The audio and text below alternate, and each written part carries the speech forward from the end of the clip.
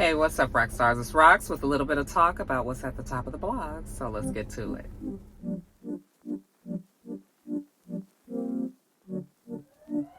All right, you guys, before we get started, I just want to give a very quick shout out to one of the Roxstars, the grand Roxstars, if you will, one of the Roxstars' daughter. She graduated. She's the same age as Jada, I believe. She graduated from college, and she is now getting her master's at George Washington University. Okay, this is NV or Dion. You've been so loyal. You've been watching for many years, and I've just kind of know about your daughter because of my daughter. We kind of commiserated in the past. But I know you're proud of your baby, and congratulations to her. My niece actually graduated from George Washington University with her master's. She went to Loyola, and then she went there. And I guess since we're talking about people finishing and getting their masters, we can also congratulate Joe. Joe got his master's. He just finished. And so Joe also was getting his master's, and he's done. So congratulations to all of the babies out there that are furthering their education. I wanted to make sure I got that in right now because y'all know this memory child. By the time I get to this end of this video, I probably will have forgotten. So congratulations to you. That's it on that. Okay, let's get to the gossip. We don't tread softly, but not flossy, the streets that taught me, All right, you guys, first story up is a really sad story about Jacky Oh's death. Mama named her Jacqueline Smith. You guys remember her or may know her from Wild 'N Out. She was one of the Wild 'N Out babes. Is that what they call them? Or the Wild 'N Out girls? You know, the ones that are just kind of up there as like extra. She was one of those girls, and on that show, she met DC Young Fly. Okay, Mama named him John Whitfield. Okay, apparently she met him while she was a Wild 'N Out girl on the show back in 2015. They said that they, once they started working together, they finally started talking one time in a hotel lobby, and became a quick couple, and fell in love and created a family. They have 3 beautiful children together. 6-year-old Nova, 2-year-old Nala, and 10-month-old a little boy by the name of Prince Nehemiah. Now, they weren't married. However, everybody knew them as a couple. I don't follow DC Young Fly or her. I didn't really know much about her, but what I did know, I would see the two of them, their family together. They always seemed happy. You've never heard really any bad things about him, her, the relationship, their family, or anything like that. They seemed happy. We know that DC Young Fly is a comedian, so he's always an upbeat, funny, good guy, though. I mean, I've just heard people always say what a good person he is, what a God-fearing, strong man that he is. And like I said, they had their family. They stayed out the way. They did what they did, and seemed to be quite settled. Last Thursday, ironically enough, right after I did my top of the blogs, I was up at the UPS store, and I was walking by a girl, and I heard her on the phone with somebody, and she said, "Did you hear about DC Young Fly's baby mama dying?" And I heard her say that, and I was just like, I don't even know why I didn't even think about this woman. I thought that he might have another baby mama, but then I was like, no, I've never heard that he's had a baby mama. And just in my mind, it wouldn't even connect or click that they were actually talking about Jacky Oh, and when I finally did get on Instagram, maybe about an hour or two later, that's when it was everywhere. And I just was, I could not believe it.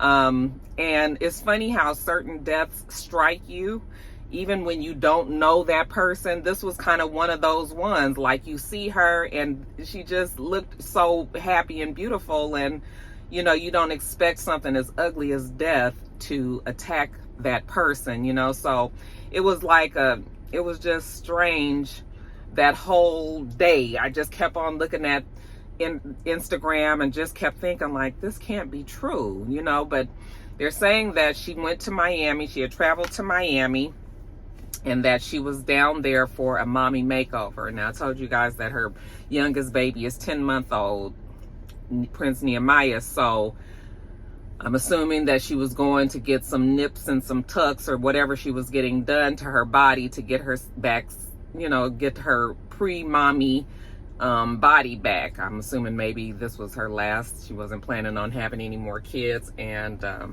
she did this mommy makeover. They haven't confirmed that that is the reason why she did, but we believe that that is the reason. Okay, not sure if she was just having heart issues or if there was some foul play as far as the doctor is concerned, or if there was any infection or anything like that. Nothing has come out, so there's still an investigation, I'm assuming, but so far it's just been us putting kind of 2 and 2 together. They said that the day she had her surgery, that evening she was recovering in a Homestead Suites hotel room, and I'm assuming maybe the aftercare nurse had come there to help her, and they found her, she was unresponsive. So they called the ambulance, they came and rushed her to the hospital, but she was pronounced dead shortly thereafter. So just very, very sad. You know, we can have all the conversations that we want about plastic surgery and the dangers. Fact of the matter is, still there are people out there who want to have these surgeries, and I don't think for the most part that those surgeries are bad. Like, if there's something that you want to do to your body, you know, then you take those chances and, you know, you do what you want to do.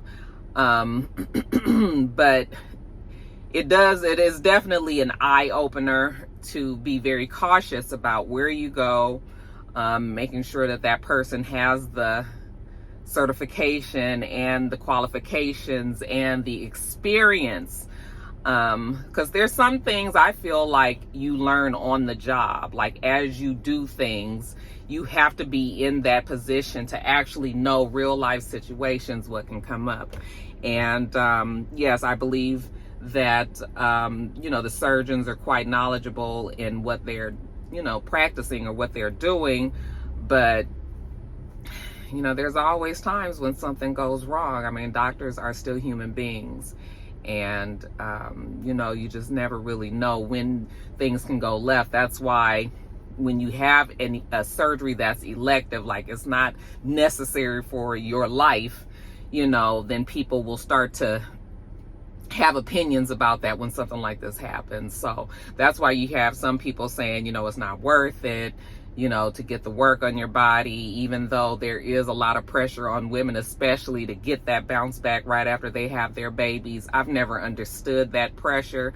But today, especially when, you know, everything is online, you're always out, people always see you, you always have to be on when you're in a certain position, people expect you to look a certain way, all that.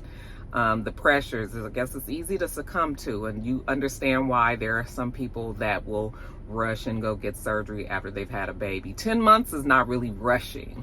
You know, she did have some time for her body to recover. We've seen people that get mommy makeovers as soon as they've had the baby, okay? And even though having a baby is very natural for a woman's body, it's still very traumatizing to a body, and your body does have to get itself back together. So I would think that sometimes having plastic surgery right after you have a baby can be dangerous. But what I'm saying is her baby was almost a year old. So I feel like she did have some time in there for her body to recover. And you know, it could just be one of those things. It's very, very sad though, that it happened. It's just so sad. My heart was so broken for those kids and DC Young Fly. Like, I just kept thinking about them last week when we first got the news, and I just was like, those poor kids, like, have absolutely no idea. You know, we've seen videos, people have slowly been posting videos and things of the kids, and you know, they're in good hands. I'm sure their family loves them and is going to make sure that they're okay. Their dad is going to make sure that they're okay. But you know, you just see the innocence of these kids, and they're just laughing and playing and not really fully understanding that they won't ever see their mother again, you know. So very, very, very sad. I did see today that DC Young Fly did put out a statement And I won't read the statement, it's long, but basically he just said, you know, that he knows his God, God is in charge. He's going to make sure that the kids are fine, but, you know, he knows that they lived their lives. You know, they knew that they loved each other. They had even had a prayer that morning before she went into surgery, you know, and so he was really okay as he can be, you know, but he's okay as a Christian and having his faith in place that, you know, this has happened and he's going on with his life. So very, very sad, you guys. It almost makes me want to cry. It's such a sad story. And then we've seen other people that have posted stuff just saying, you know, what a sweet person she was. She seemed like she was just a sweet girl. And, you know, 32 years old with young kids, just so sad. Now, we know that her friend B. Simone, who was also on Wild 'N Out as one of the personalities, so she's not a Wild 'N Out girl. She's actually one of the, you know, the comedians on the show. But her and Jacky Oh were very close friends. And, you know, she's posted,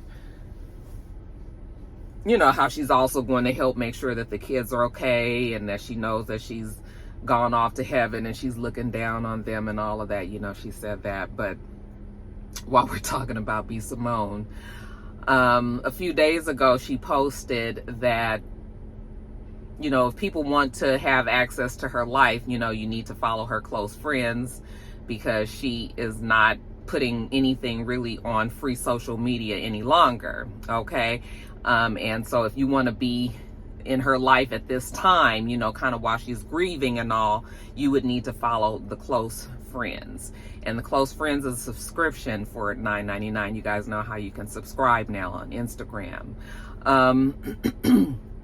And, you know, a lot of people had a lot of problems with that, including myself, because I was just like, how is it that you are using what you made seem like your best friend, you know, the death of a best friend, to take the opportunity to tell people to follow you and pay $9.99 for it now because, you know, you're grieving and maybe they want to see that too.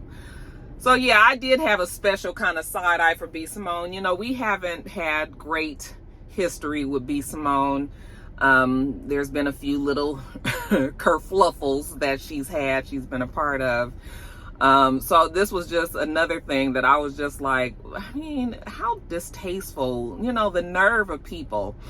And so I just kind of looked at that and I shook my head. But then I started to read that B. Simone has been promoting her close friends for a long time, that this wasn't a new thing because Jacky Oh had died, that she had already been saying for some time that she was going to completely get off of free social media and that she was only going to be available on paid subscription.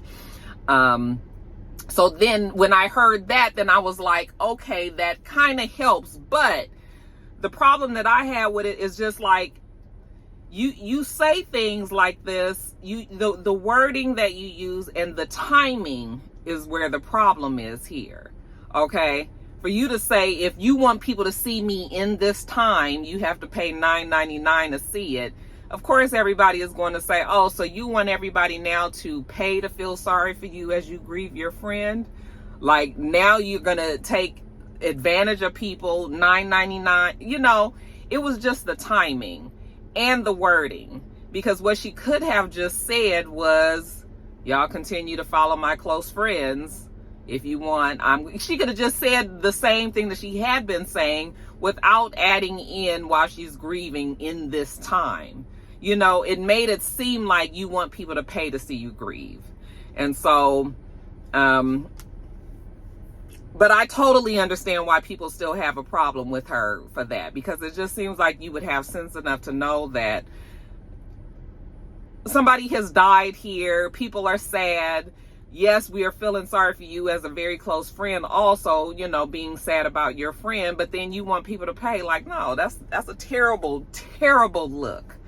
And because she's had a history of saying and doing things that we almost didn't, you know, that we wasn't with to begin with, you know, now when she does something like this, it's just sort of like, okay, yeah, just yet another time when B. Simone was be Simone.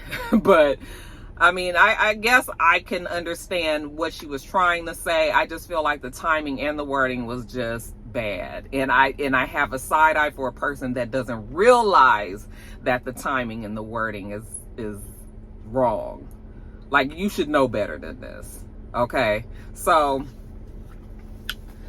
and especially on social media where there's not really much room. People assume all the time. If you don't make yourself especially clear, people are always assuming about you. So you have to take the time to make people understand what you're trying to do. And you just saying pay $9.99 so you can see me in this time. Yeah, bad luck. So, but, we'll just kind of write it off. Maybe she's just going through so bad she ain't thinking clearly. Maybe we'll just go on and give her that pass. But, yeah, there's been that. Then I don't even want to talk about Azealia Banks too much, but she is determined to have at least every black person to really dislike her. She seemed to feel like the death of Jacky Oh was karma to DC Young Fly, because when she went on to Wild 'N Out, you guys remember what a disaster that was. She ended up being very upset, felt like she was being bullied.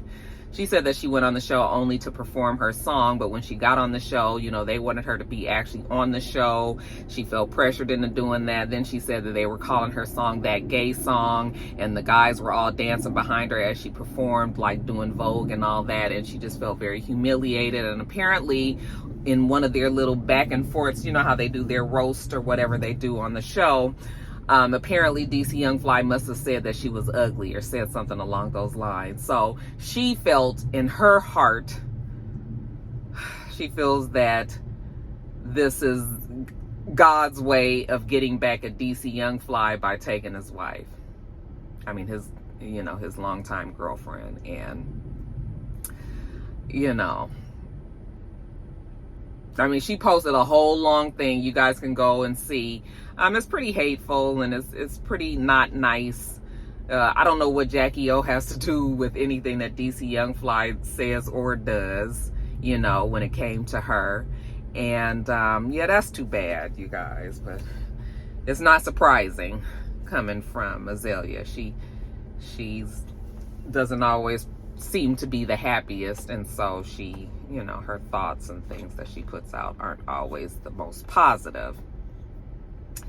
And trust me, the social media are always taking care of Azealia Banks, even though she doesn't seem to care.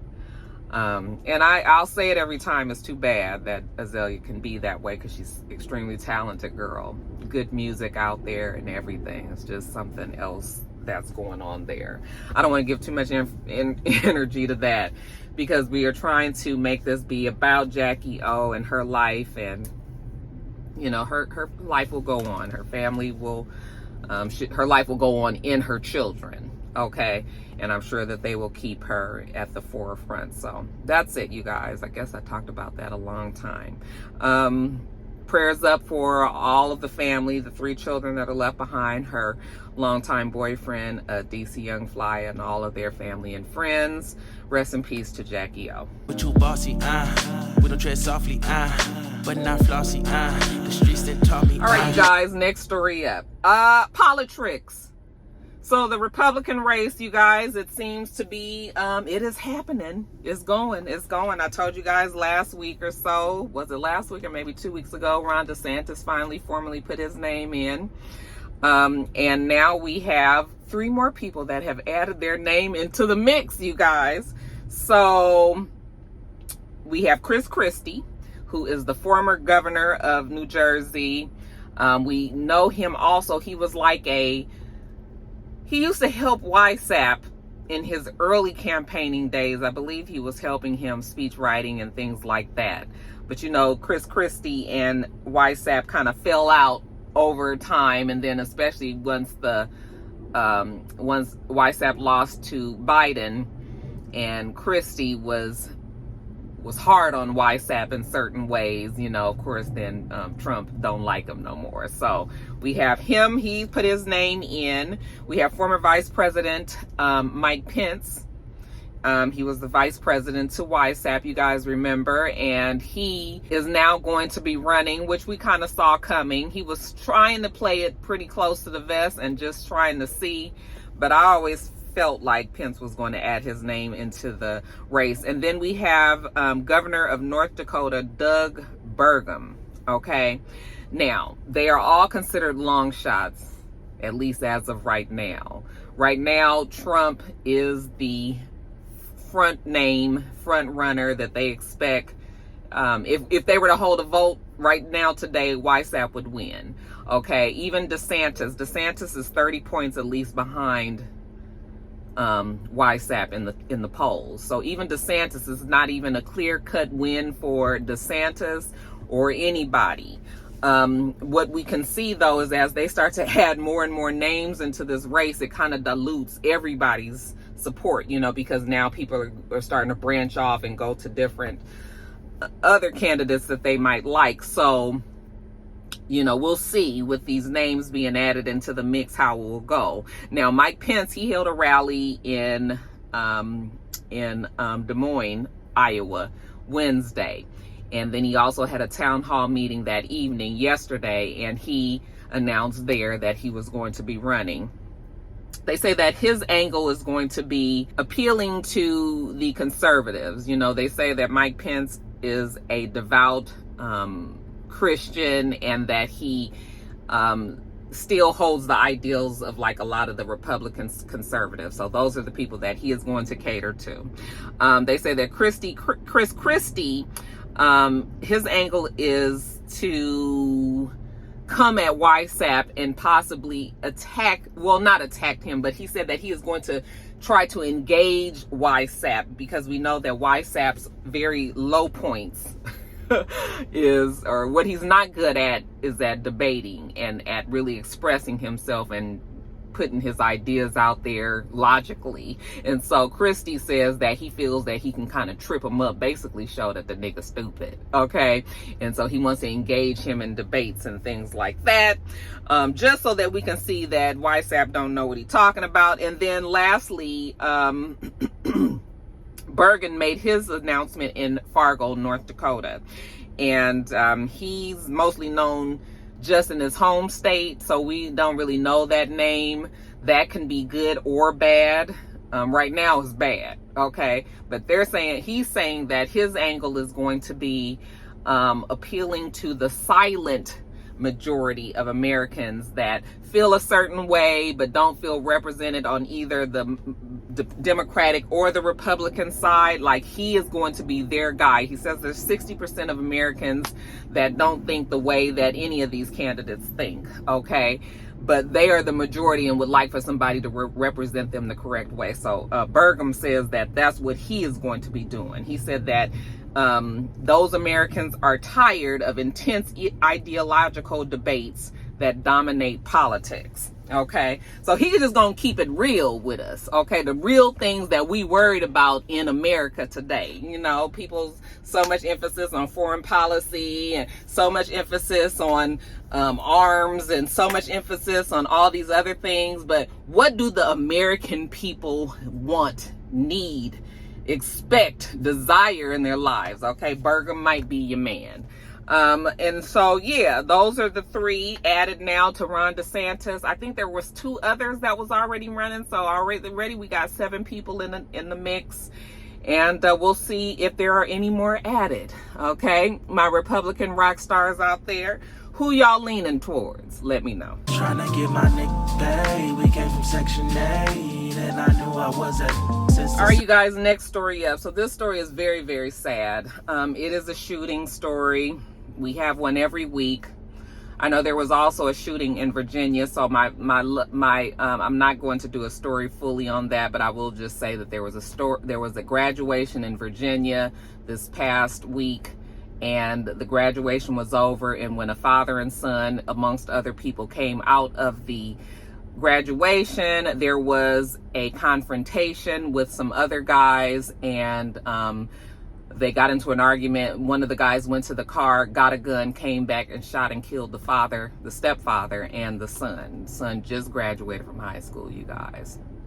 They've caught the guys that were responsible. They said that, there were a lot of people that, again, excuse me, I didn't write the notes down. I just am remembering this now that I'm about to tell this other story. But they did, there were other people that were injured. Everybody is running, the whole melee of trying to get out of the way.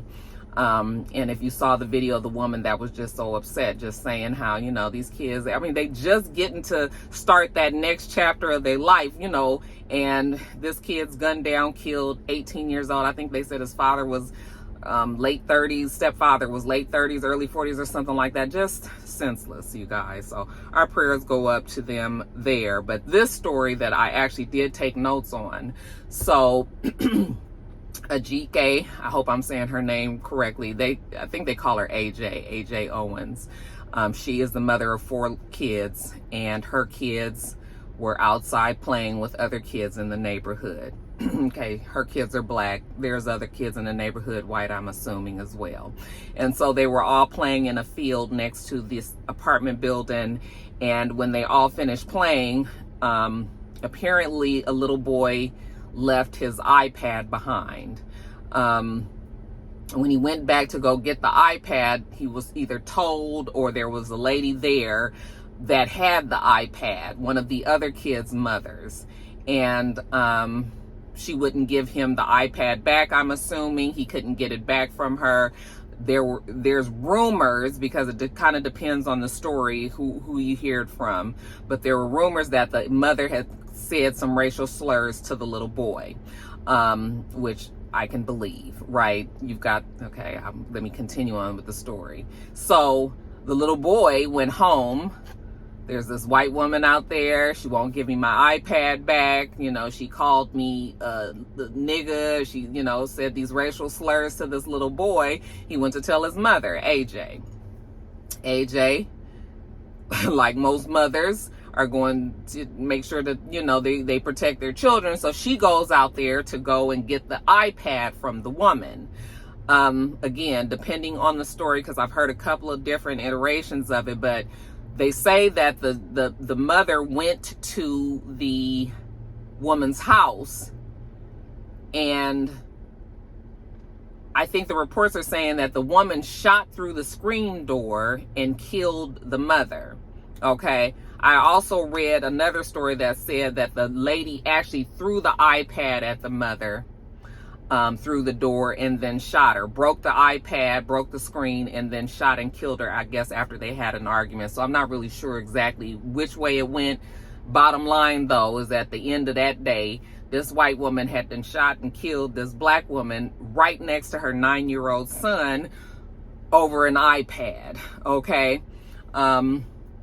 And when it happened, this woman, Susan Lawrence, I believe she is 58-year-old. Hold on one second. Yes, sorry. She's 58 years old.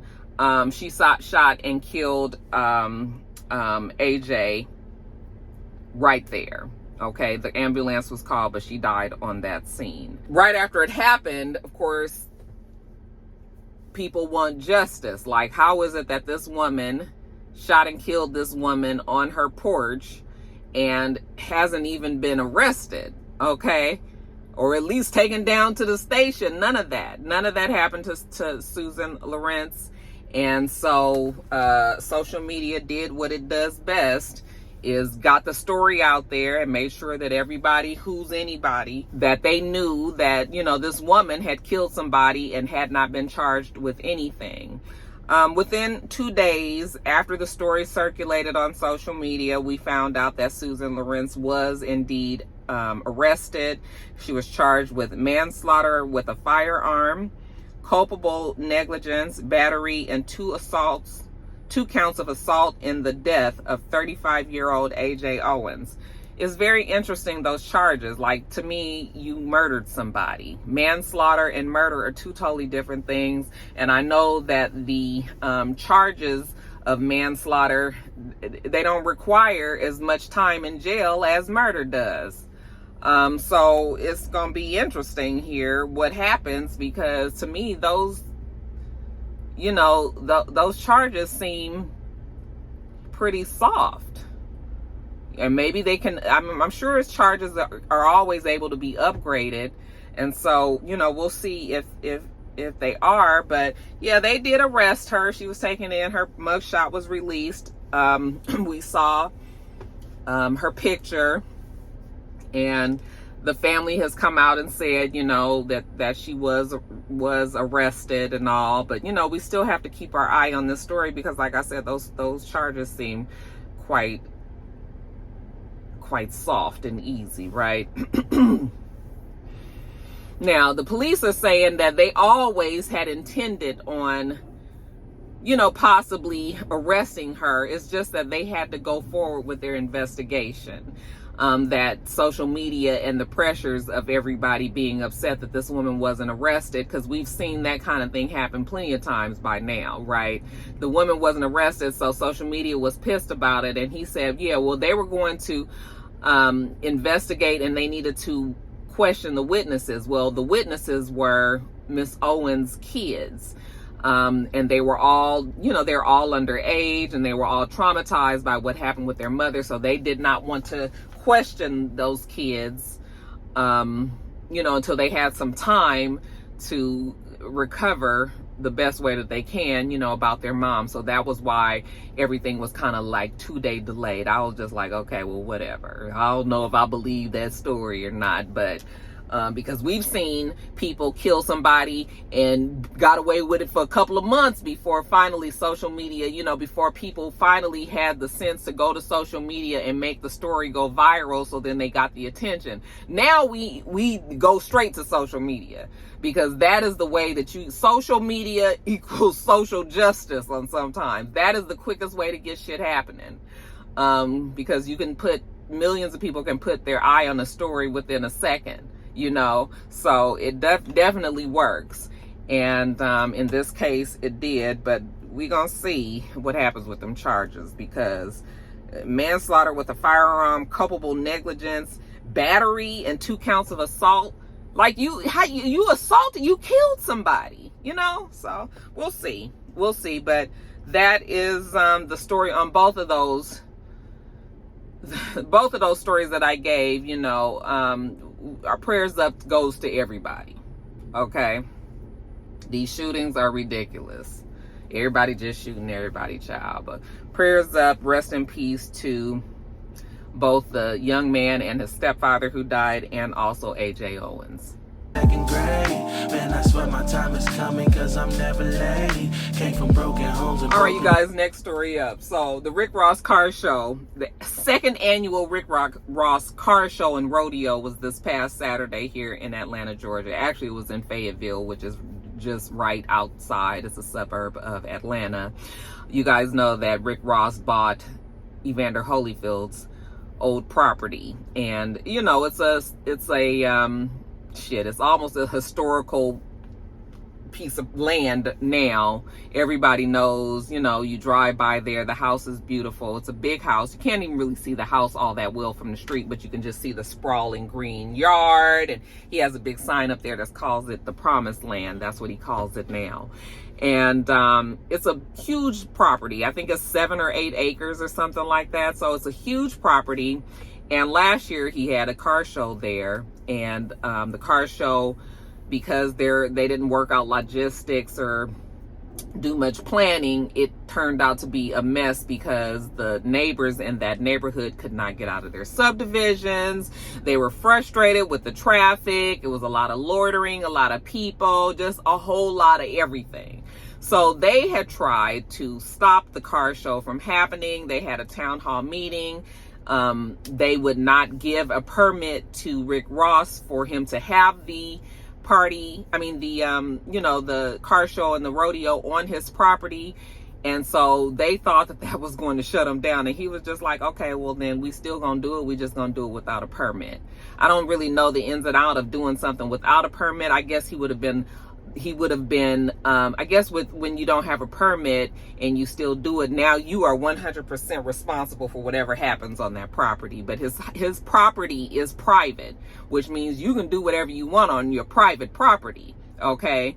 And so he was just like, even if they're not giving me this permit, I'm still going to do it. Now, I thought that it was going to be a disaster because the area where his house is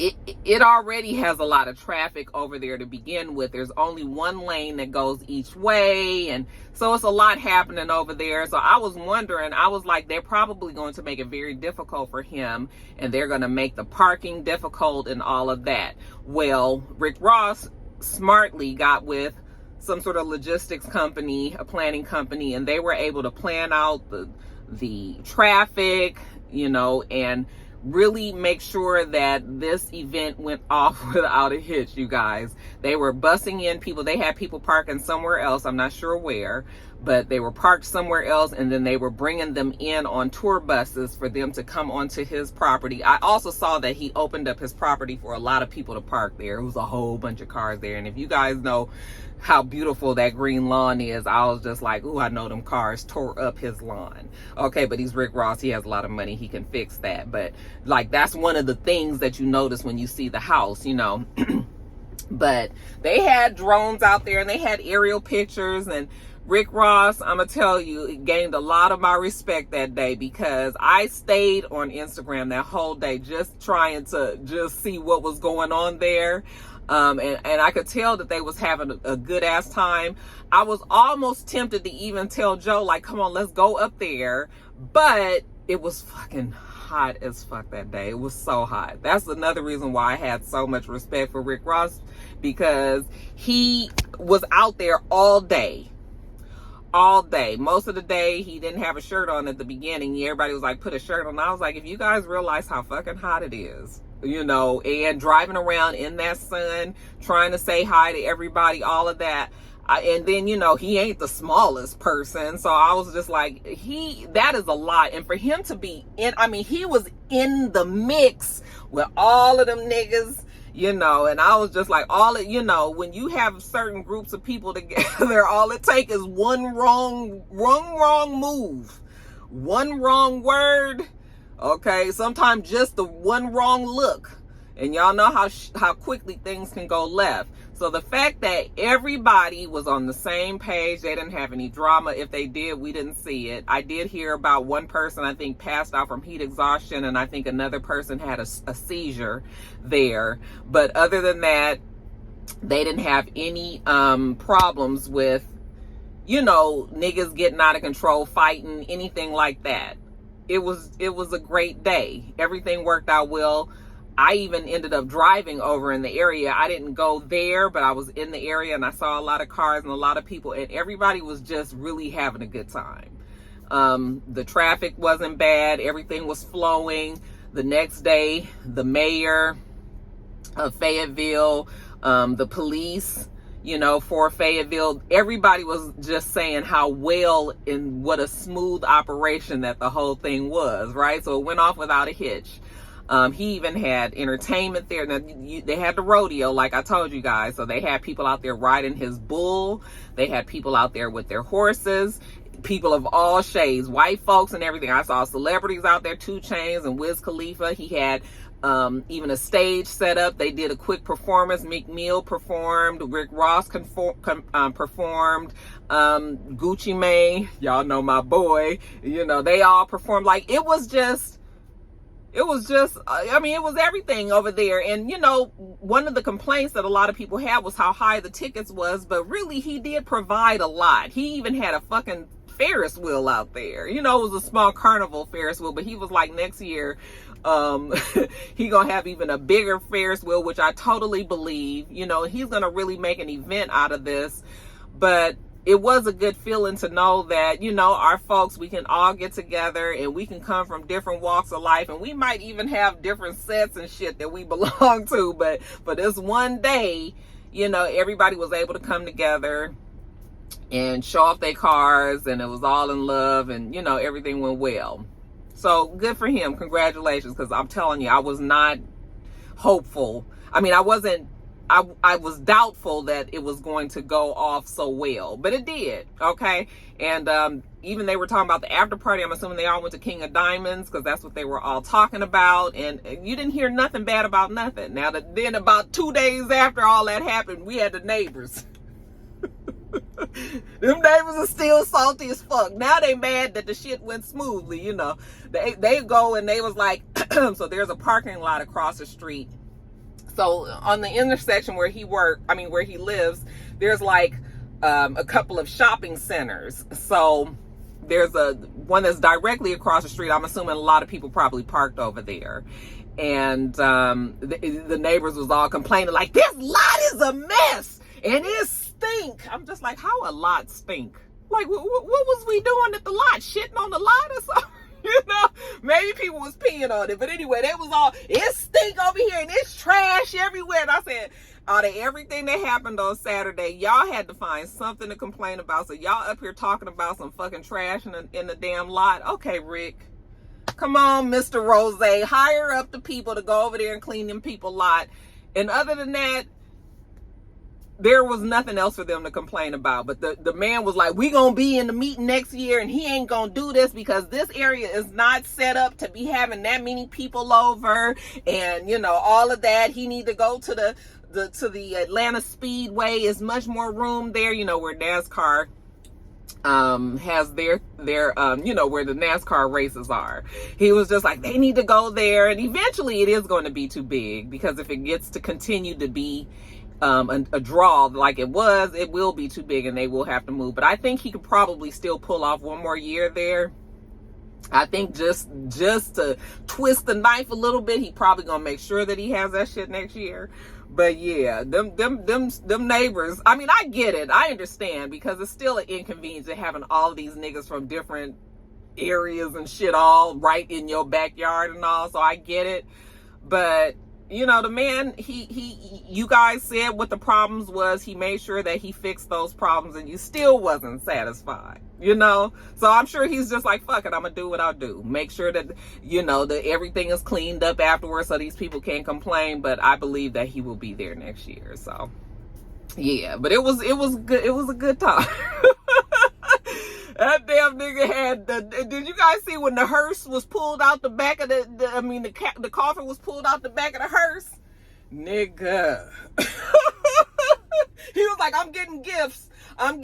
He had a damn some panties. He just put it on his head while he was driving the golf cart around. I'm talking about just great entertainment.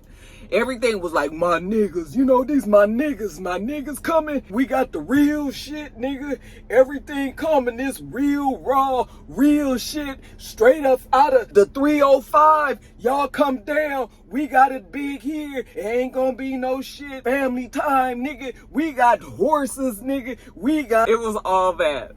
And I just sat there and just looked at it. Mr. and his motorcycle club actually was out of town for the weekend. So Mr. didn't end up going, which means that I really wasn't going because it was, you know, but it did look like it was going to be some good ass times up there. I loves me some fool of fucking niggatry sometimes, you know. Sometimes those are the best times. So yeah, you guys. But anyway, if you are or a rock star that attended the Rick Ross car show, y'all would have to let me know. Did you guys have a good time? What did you guys think? Love, dollar bill. Listen close, this is not a drill. Cause hungry trying to get a meal. I've been in light, who gon' pay a bill? I've been in action, been in traction.